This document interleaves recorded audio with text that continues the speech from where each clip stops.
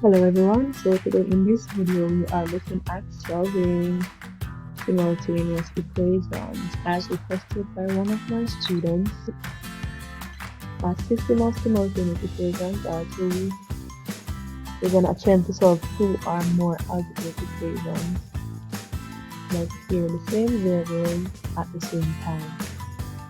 They are called simultaneous equations because the equations are solved at the same time. Individually, the equations have infinite possible solutions, but when we're solving them together, we're looking for the common points that they share. So that's not going to be many.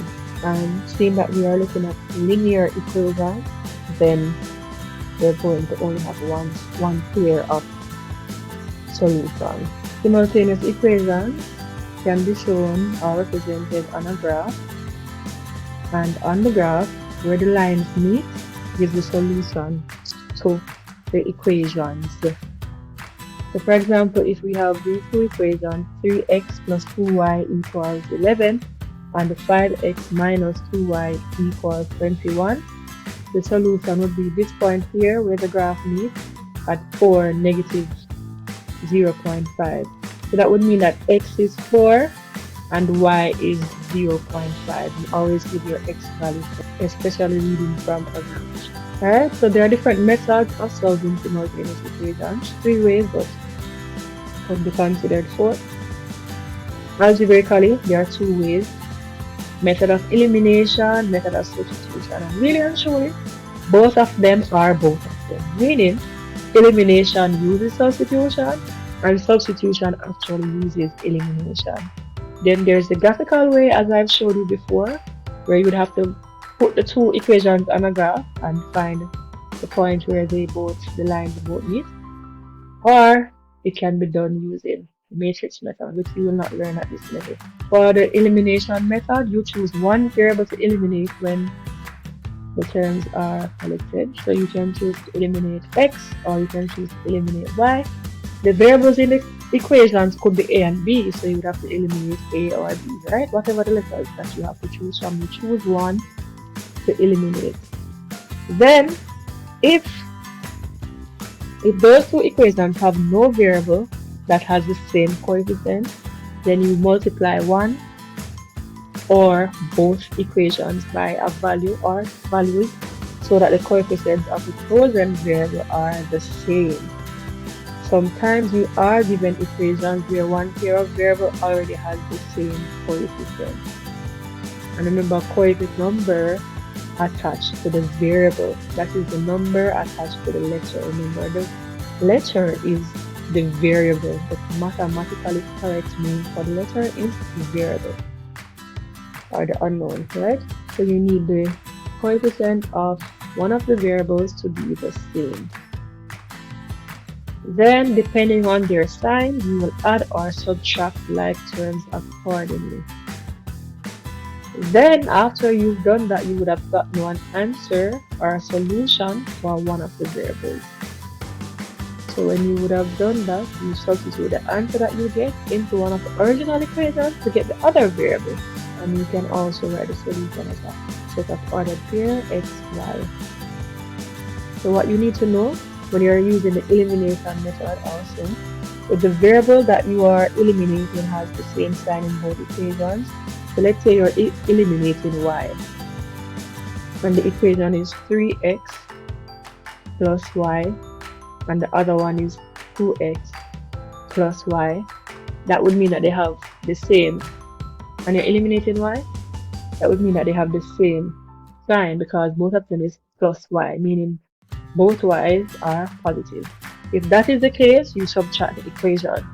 If you're eliminating y and one equation is 2x plus y and the other one is 3x minus y, that means they have different signs. One is plus y, one is minus y. They have different signs. In such a case, you add the equations. Alright? So we're going to look at an example. Solve the pair of simultaneous equations. 3a minus b equals 4. 2a plus b equals 1. So, we said if we are to eliminate a variable, we need to have the variable in both equations having the same coefficients. Just a reminder of what the coefficient is. The coefficient is the number that is attached to the letter, the number that is being multiplied by the variable. So we have 3a, the variable is the letter, and the number is the coefficient. So 3 in 3a is the coefficient, right? So we need to get the coefficient of one of the variables in both equations to be the same. In this example, we already have a variable that has the same coefficient. And when there is no visible coefficient, that means the coefficient is 1. Because any number multiplied by 1 is the number itself. 5 times 1 is 5. So b times 1 is b. So that is why we do not need to put the 1. Alright? So in this question, the coefficient of b is 1. So they are the same in both equations. I should have said label your equations first. That's equation 1. And that is equation 2. Alright. So then, seeing that they already have the same variable, there's more than one way to approach this question, right? In terms of a layout. But I like this way. So we have b in equation 1, we have b in equation 2. We have negative, remember the sign to the left of a term is what goes with the sign. So we have negative b and positive b. Negative b in equation 1, positive b in equation 2. When the signs of the coefficient that you are eliminating are different, you add the equation. So think that we have a negative b and a positive b, that means the signs are different, so we're going to add the equations. So you can draw a line under both equations as if you're doing regular addition.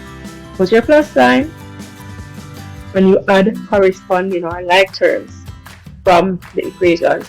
So we say 3a plus 2a. Remember, when you're adding, you do not trouble powers, you only add the coefficient. So that means this is 5a. And the negative b plus b means the b's will cancel and you will have no b left. 0b, which means no b. So if you don't put that b, you have eliminated b. And you can verify in a calculator. Also, if you turn it around, it's the same as b minus b, which is 0. If you subtract a number from itself, it's 0, right? So now we have 5a equal, and you keep on adding just the same. So now it's 4 plus 1, and that is equal to 5. And I will not change the method. So as we did it in class, we have 5 multiplied by a equal 5, and we want a. So that means when we move the 5, we do the opposite. We are multiplying, so that means we're going to do the opposite. It means we're going to divide. When 5 divided by 5 is 1, so that means a is equal to 1. Now remember that you are not finished. There are 2 variables in the equation to solve for. So after you have found the first variable, you substitute and write sub for substitute the value of the variable that you have found into one of the original equations. So you can choose either equation 1 or equation 2. I am going to choose equation 1. So into 1. So that means where a is in equation 1, we're going to put 1. Remember, we're not just putting it beside it, we put it in brackets. Because 3a means 3 multiplied by a, and the bracket is representing our multiplication. So we are replacing a with its actual value. So 3 multiplied by 1 minus b is equal to 4.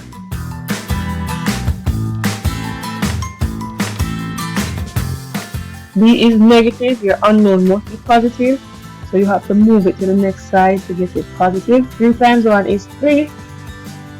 So 3 equals 4. This B. So we move the B to the other side. So of the equal sign so that it becomes positive. And then we want the B alone because we're solving for B, so we need to move the 4, right? And it's positive on that side of the equal sign. So when we move it, it will become negative. So we're going to have 3 minus 4 equals B. So that means B is equal to -1. And let's test our answers. This is not something that you have to do, but you can check to ensure that your answers do work. So if A is 1 and B is -1, and we do the substitution, this is what it will look like. 3 times 1 minus -1. Double negative becomes positive. 3 times 1, 3. Double negative becomes positive, so that's 3 plus 1. And yes, it is equal to 4. So that means our answer is correct. A is equal to 1. B is equal to -1. I will see you in the next video with another example. Thank you.